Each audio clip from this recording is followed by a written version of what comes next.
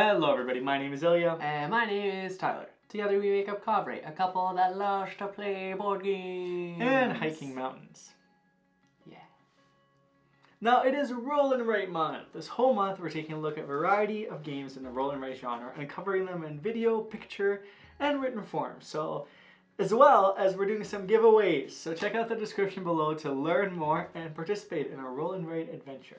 We love to give you games! Well, this is our Check It Out series where we introduce various board games to you folks in hopes that we can find you a game that you will love. And in this week we're taking a look at Check 12! Track Check it out, check it out!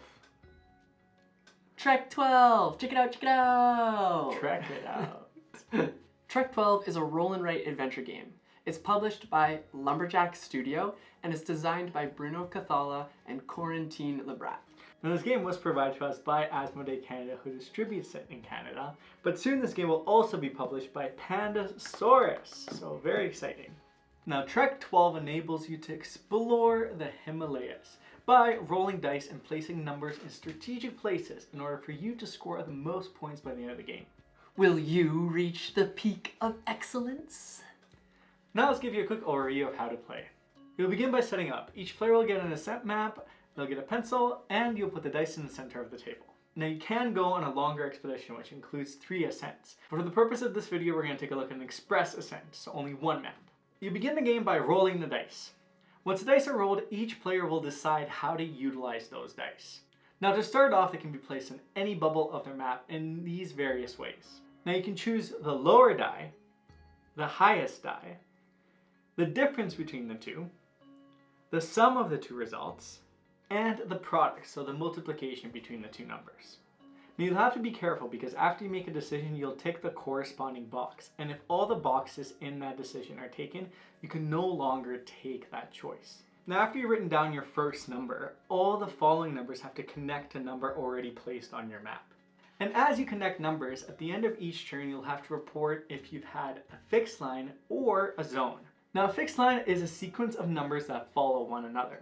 So if you place a number that's increasing or decreasing to the number beside it, you have to attach a line to it. Now if at any point there's 2 numbers it can be attached to, you have to choose, you can't pick both. Now how you map zones is if you have the same number attached to each other. In that case, you'll create a pattern and fill in the background of that circle. Now the end of the game happens once all the circles on the playing surfaces are filled, which should happen simultaneously. And then you'll begin final scoring.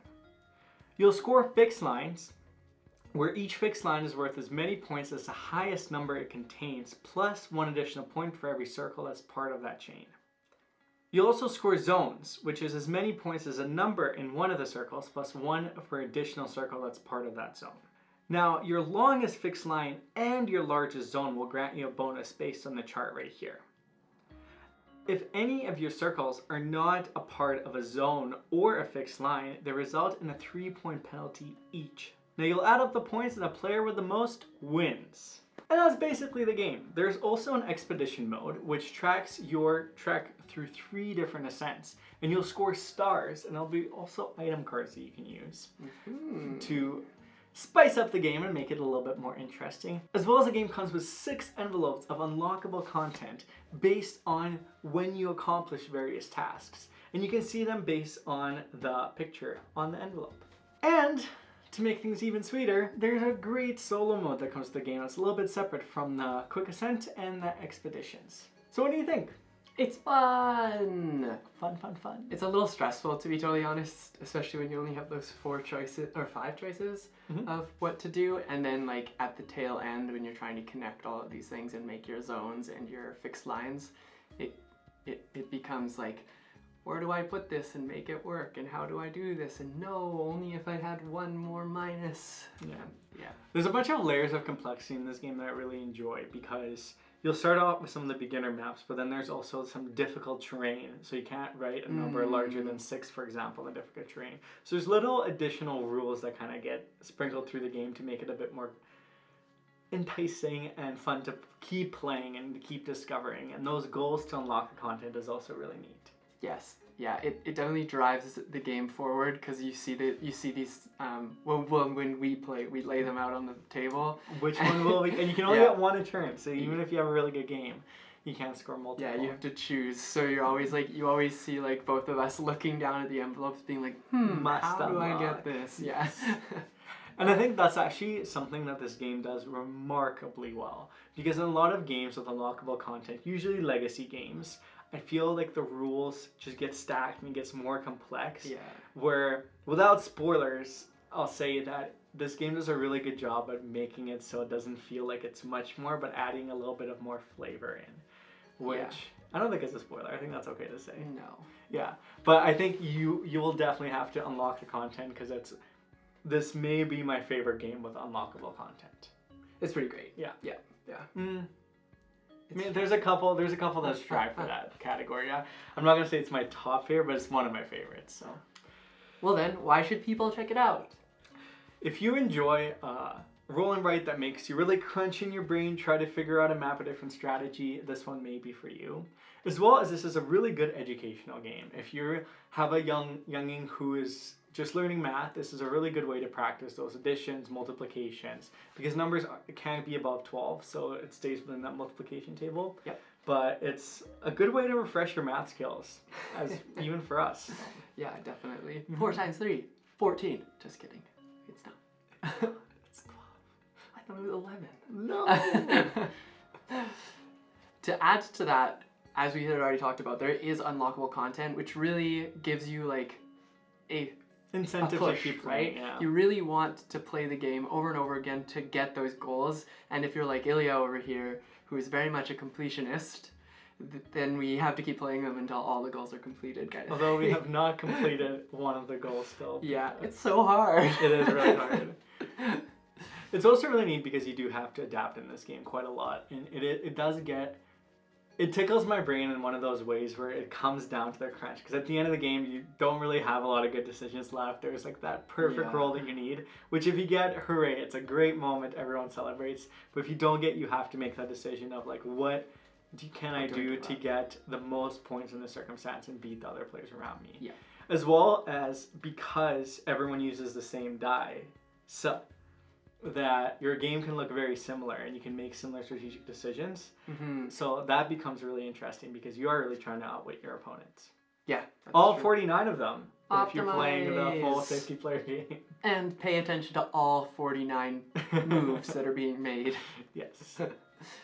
So why shouldn't you check this game out? I think because it's got that like ramp up and it seems relatively straightforward at the beginning but gets like a little difficult as you go on. I think if you're not looking for a game like that and just want to avoid that stress level, I think maybe not Trek 12, but... Yeah, there's some risks in this game that you take. I think the rule that specifically you have to build adjacent to the circles you already placed. If you take a risk and put a number that maybe is a little higher, or you can get dice rolls and make it really frustrating for you to create opportunities and maybe fix that later on. Yeah. So if you're risk averse and really get bummed out when the dice are not in your favor, this may not be the game for you. Yeah, and like, just to add to that, because it's dice, it's all about luck. I mean, not but all I about luck. like this one because it almost mitigates that luck element because it gives you so many options. Because you can minus them, you can multiply them. So in theory, there's a lot of numbers to be had. Yes, yeah. But you can only do so much with 2 dice. That's true. So overall, A+. I really like this game. Yeah, this is definitely one of my favorite roll and writes, hence we really wanted to feature it. The other thing I haven't mentioned is I absolutely love the dice in this game.